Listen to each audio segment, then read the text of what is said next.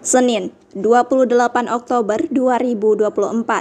Apel peringatan Hari Sumpah Pemuda dilaksanakan di kantor Bupati Lombok Timur. Acara ini dihadiri oleh PJ Bupati Lombok Timur, Dr. Andus Haji Muhammad Juwaini Taufik MAP, sebagai pembina apel.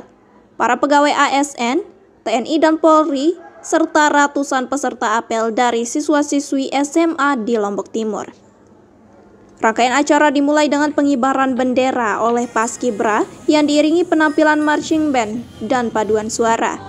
Kemudian dilanjutkan pengucapan ikrar Sumpah Pemuda yang dilakukan oleh para pemuda dari kelompok Bhinneka Tunggal Ika dengan mengenakan pakaian adat khas dari berbagai daerah di Indonesia. Penampilan ini tidak hanya menambah kemeriahan, tetapi juga mengingatkan semua yang hadir akan pentingnya kebersatuan dan keberagaman dalam bingkai NKRI. Tujuan dari peringatan Hari Sumpah Pemuda ini untuk menyemangati generasi muda agar lebih aktif dalam berpartisipasi dalam kehidupan berbangsa dan bernegara. Dengan mengingat kembali semangat Sumpah Pemuda, diharapkan para pemuda dapat menjadi agen perubahan yang positif, mendorong inovasi, dan menjaga kerukunan di tengah perbedaan. Harapan ke depan adalah agar setiap momen peringatan ini menjadi titik awal bagi pemuda untuk bersatu, berkolaborasi, dan berkontribusi dalam berbagai aspek kehidupan masyarakat. Melalui pemahaman yang mendalam tentang makna Sumpah Pemuda, diharapkan generasi muda mampu menjawab tantangan zaman dan berperan aktif dalam membangun masa depan yang lebih baik untuk Indonesia.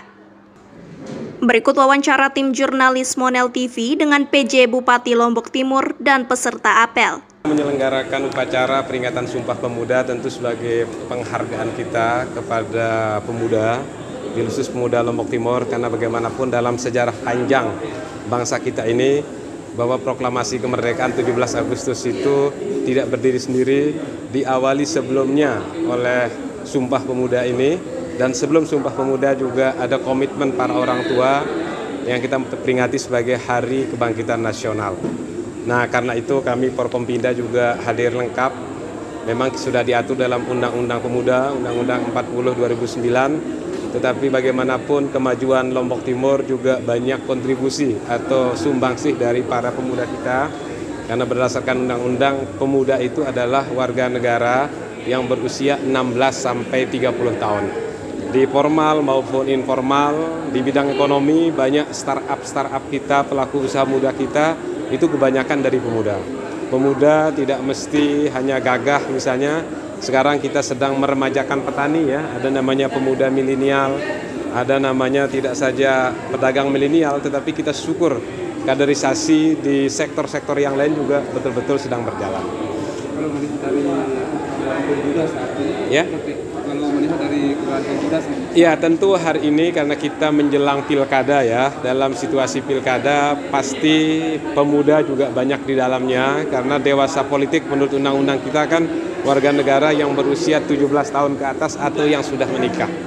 Nah, pasti klaster pemuda di Lombok Timur dengan DPT 995.000 kurang lebih itu banyak juga dalam kelompok umur pemuda. Karena itu kami Forkompinda Lombok Timur mengingatkan pemuda kita tentu untuk berpartisipasi secara aktif untuk melaksanakan hak pilihnya. Namun di balik partisipasi aktif itu ada tanggung jawab moral kita untuk bersama-sama menjaga daerah kita, menjaga kondusivitas daerah kita. Namanya saja demokrasi, persis seperti ya kita menyatukan diri dalam situasi perbedaan. Pasti karena kita punya perbedaan pilihan, tapi jangan sampai perbedaan pilihan itu membuat kita untuk ya sederhananya mengelompokkan diri untuk tidak bertegur sapa, apalagi berkelahi. Maka dengan semangat peringatan Hari Sumpah Pemuda, sebagaimana sudah dipraktekkan oleh pemuda-pemuda kita tempo dulu, bayangkan dengan latar belakang suku, agama, ras, dan antar golongan berbeda, kita bisa bersatu untuk akhirnya persatuan kita itulah yang memberikan dampak menjadi penyebab Indonesia memproklamirkan kemerdekaan di 17 Agustus itu. Poinnya itu. Ya. Dengan peringatan Hari Sumpah Pemuda ini, kami berharap pemuda-pemudi Indonesia lebih memiliki jiwa juang yang tinggi, sehingga bisa mewujudkan generasi emas 2045. Jurnalis Monel TV mengabarkan.